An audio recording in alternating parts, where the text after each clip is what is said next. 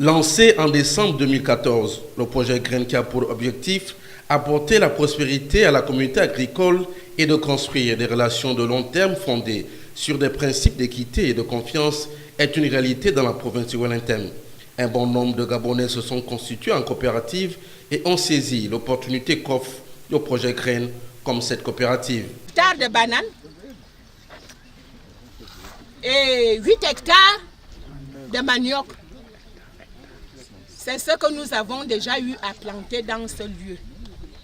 Et tout cela, le manioc, je peux vous garantir que le manioc a donné. Nous allons l'apercevoir tout à l'heure parce que nous allons faire la démonstration tout à l'heure. Nous allons arracher quelques boutures. Donc, nous sommes satisfaits en général parce que les 8 hectares de manioc ont donné. Nous sommes même déjà en train de commencer à récolter. Nous rentrons maintenant dans la phase de récolte. Mais nous croyons que nous aurons vraiment des clients. Parce que là, nous ne connaissons pas vraiment encore d'où ce manioc doit partir. C'est vrai que nous avons une bonne récolte, mais ce manioc, nous ne connaissons pas exactement qu'est-ce qu'on va en faire. Parce que nous souhaiterons, vraiment, je profite de l'occasion pour demander au président de la République de faire la transformation de ce manioc.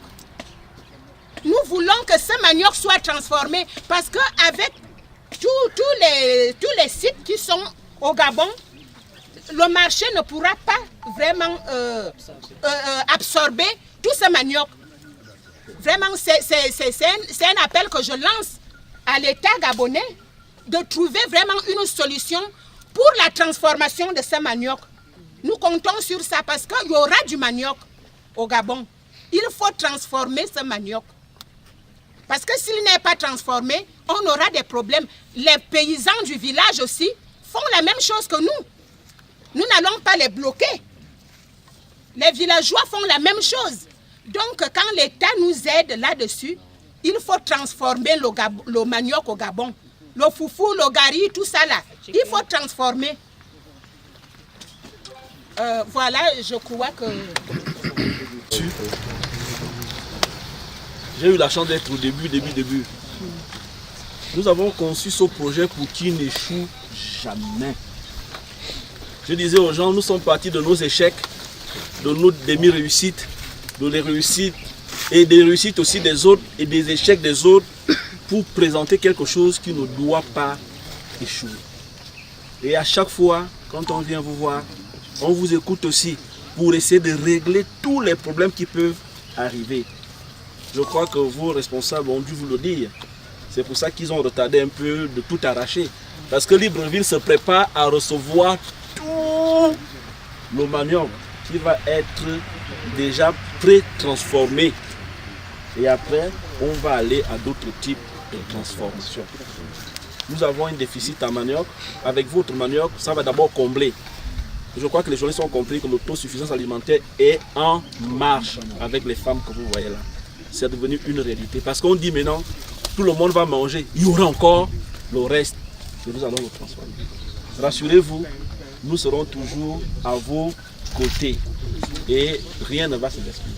Avant chaque phase de planting, des pépinières sont produites sur cet espace. Je me nomme Nyangui Pamela, je suis assistante pépinière en Kolayo.